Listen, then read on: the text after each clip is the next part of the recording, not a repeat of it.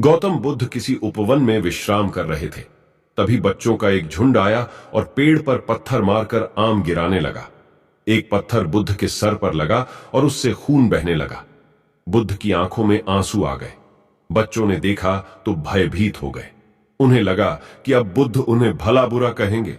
बच्चों ने उनके चरण पकड़ लिए और उनसे क्षमा याचना करने लगे। उनमें से एक बच्चे ने कहा, हमसे बद्धी भूल हो गई है। मेरी वजह से आपको पत्थर लगा और आपके आंसू आ गए। इस पर बुद्ध ने कहा, बच्चों, मैं इसलिए दुखी हूं कि तुमने आम के पेड़ पर पत्थर मारा तो पेड़ ने बदले में तुम्हें मीठे फल दिए, लेकिन मुझे मारने पर मैं तुम्हें सिर्फ भय दे सका। एक बार भगवान बुद्ध अपने अनुयायियों के साथ किसी गांव में उपदेश देने जा रहे थे। उस गांव से पूर्व ही मार्ग में उन लोगों को जगह जगह बहुत सारे गड्ढे खुदे हुए मिले।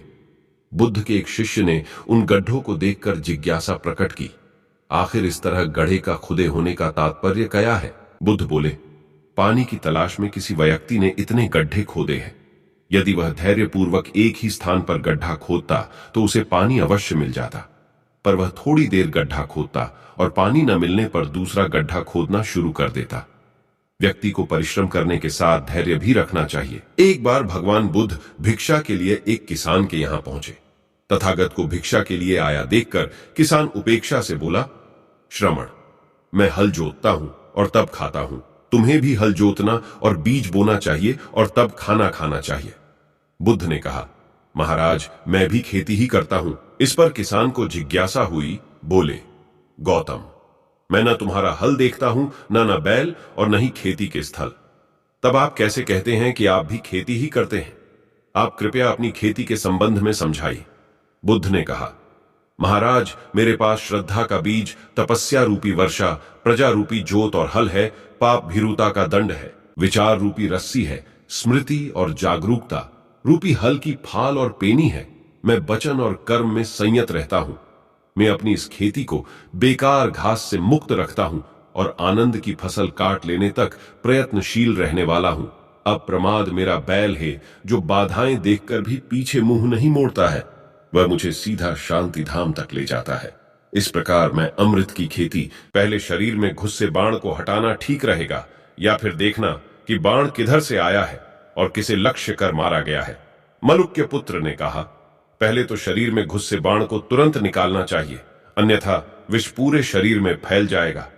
बुद्ध ने कहा, बिल्कुल ठीक कहा तुमने। अब यह बताओ कि पहले इस जीवन के दुखों के निवारण का उपाय किया जाए या मृत्यु की बाद की बातों के बारे में सोचा जाए? मलुक्य पुत्र अब समझ चुका था और उसकी जिज्ञासा शांत हो गई। एक दिन एक व्यक्ति बुद्ध के पास पहुंचा। वह बहुत अधिक तनाव में था। अनेक प्रश्न उसके दिमाग में घूम घूम कर उसे परेशान कर रहे थे। जैसे आत्मा क्या है? आदमी मृत्यु के बाद कहां जाता है? सृष्टि का निर्माता कौन है? स्वर्ग नरक की अवधारणा कहां तक सच है और ईश्वर है या नहीं? उसे इन प्रश्नों के उत्तर नहीं मिल रहे थे।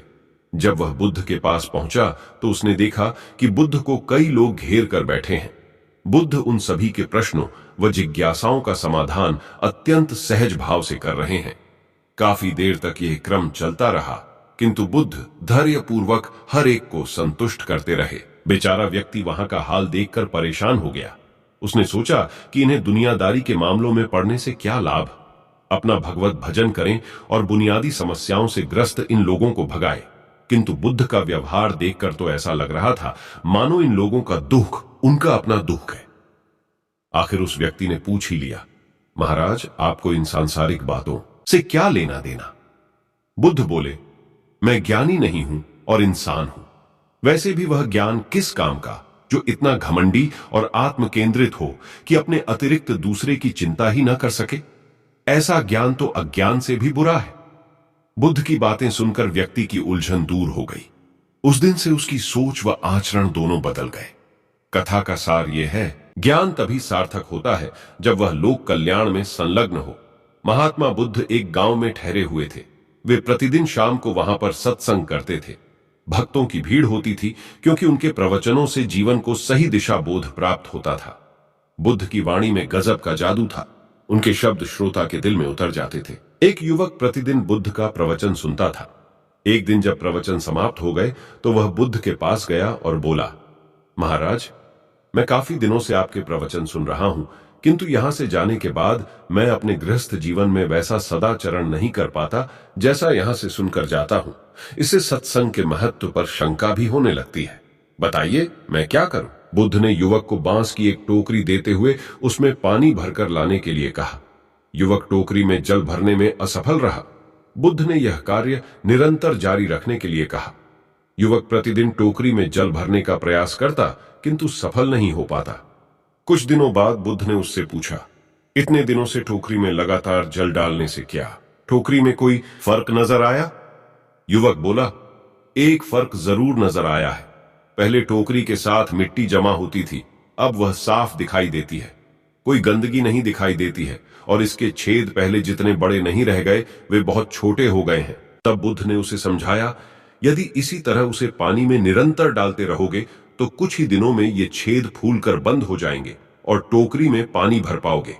इसी प्रकार जो निरंतर सत्संग करते हैं उनका मन एक दिन अवश्य निर्मल हो जाता है, अवगुणों के छिद्र भरने लगते हैं और गुणों का जल भरने लगता है। युवक ने बुद्ध से अपनी समस्या का समाधान पा लिया।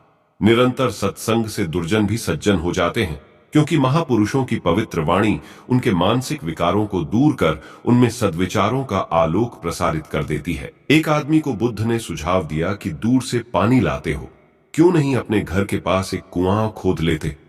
हमेशा के लिए पानी की समस्या से छुटकारा मिल जाएगा। सलाह मानकर उस आदमी ने कुआं खोदना शुरू किया, लेकिन 7-8 फीट खोदने के बाद उसे पानी तो क्या, गीली मिट्टी का भी चिह्न नहीं मिला। उसने वह जगह छोड़कर दूसरी जगह खुदाई शुरू की, लेकिन 10 फीट खोदने के बाद भी उसमें पानी नहीं निकला। उसने फिर तीसरी जगह कुआं खोदना शुरू किया, लेकिन यहां भी उसे निराशा ही हाथ लगी। इस क्रम में उसने 8-10 फीट के 10 कुएं खोद डाले, लेकिन पानी कहीं नहीं मिला। वह निराश होकर बुद्ध के पास गया। उसने बुद्ध को बताया कि मैंने 10 कुएं खोद डाले, मगर पानी एक में भी नहीं निकला। बुद्ध को आश्चर्य हुआ। वे स्वयं चलकर उस स्थान पर आए जहां उसने 10 गड्ढे खोदे हुए थे। बुद्ध ने उन गड्ढों की गहराई देखी और सारा माजरा समझ गए। फिर वे बोले, 10 कुएं खोदने की बजाय एक कुएं में ही तुम अपना सारा परिश्रम लगाते तो पानी कब का मिल गया होता। तुम सब गड्ढों को बंद कर दो, केवल एक को गहरा करते जाओ, पानी निकल आएगा। उसने बुद्ध की बात मानकर ऐसा ही किया। परिणाम स्वरूप कुआं पूर्ण होते ही पानी निकल आया। सबने भगवान बुद्ध की जय जयकार की। धन्ना सेठ के पास 7 पुश्तों के पालन पोषण जितना धन था। उसका व्यापार चारों तरफ फैला हुआ था, किंतु फिर भी उसका मन अशांत रहता था। कभी धन की सुरक्षा की चिंता, तो कभी व्यापारिक प्रतिस्पर्धा में आगे निकलने का तनाव। चिंता और तनाव के कारण वह अस्वस्थ रहने लगा। उसके मित्र ने उसकी गिरती दशा देखी तो उसे बुद्ध के पास जाने की सलाह दी। सेठ बुद्ध के पास पहुंचा और अपनी समस्या बताई।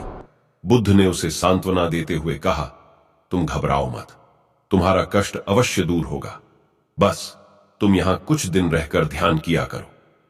बुद्ध के कहे अनुसार सेठ ने रोज ध्यान करना शुरू कर दिया, किंतु सेठ का मन ध्यान में नहीं लगा। वह जैसे ही ध्यान करने बैठता, उसका मन फिर अपनी दुनिया में चला जाता। बुद्ध के कहे अनुसार सेठ ने रोज ध्यान करना शुरू कर दिया, किंतु सेठ का मन ध्यान में नहीं लगा। वह जैसे ही ध्यान करने बैठता, उसका मन फिर अपनी दुनिया में चला जाता। उसने बुद्ध को यह बात बताई, किंतु बुद्ध ने कोई उपाय नहीं बताया।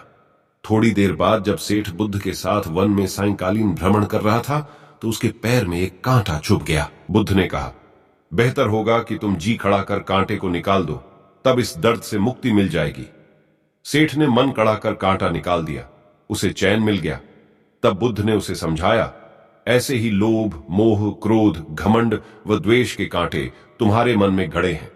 जब तक अपने मन की संकल्प शक्ति से उन्हें नहीं निकालोगे, अशांत ही रहोगे। सेठ का अज्ञान बुद्ध के इन शब्दों से दूर हो गया और उसने निर्मल हृदय की राह पकड़ ली। अपनी कुप्रवृत्तियों से मुक्ति के लिए संकल्पबद्धता अनिवार्य है। जब तक व्यक्ति दृढ़ निश्चय न कर ले, वह अपनी गलत आदतों से मुक्त नहीं हो सकता। एक युवक ने बुद्ध से आकर कहा, मेरा गांव अशिक्षित है। मैं अपने परिवार से झगड़कर थोड़ा बहुत पढ़ पाया हूं। आगे और पढ़ना चाहता हूं, किंतु सभी रोक रहे हैं। घर के लोग सोचते हैं कि खेती में खूब पैसा है और उसके लिए किसी शिक्षा की आवश्यकता नहीं है। यही सोच गांव वालों की भी है। कृपया आप मेरे गांव चलकर वहां शिक्षा का प्रसार करवाइए। बुद्ध युवक की बात मानकर गांव आ गए। धर्मभीरू ग्रामीणों ने बुद्ध का सत्कार किया और रोज उनके प्रवचन सुनने आने लगे। बुद्ध जब भी शिक्षा का महत्व बताते, ग्रामीण विरोधी मत रखते। एक दिन एक महिला अपने 5 साल के बच्चे के लिए पूछने लगी कि उसे किस उम्र से शिक्षा दिलवाए। तब बुद्ध ने समझाया कि तुम्हें तो 5 वर्ष पूर्व उसकी शिक्षा शुरू कर देनी थी। उसे क्या खाना है, क्या नहीं, कैसे व क्या बोलना है आदि बातें शुरू से सिखाओगी, तभी तो वह अपना उचित ख्याल रख सकेगा।